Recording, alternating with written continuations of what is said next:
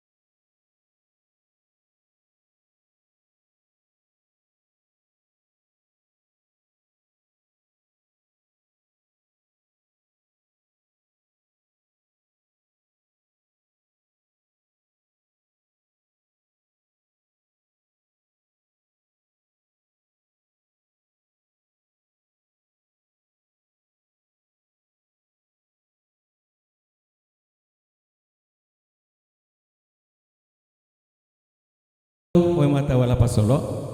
Baik, kali ini saya akan berikan yang kedua, satu tulisan saya di tahun 90-an, sebuah lagu ku beri judul Balo Lipa. Selamat ki meringkalinga.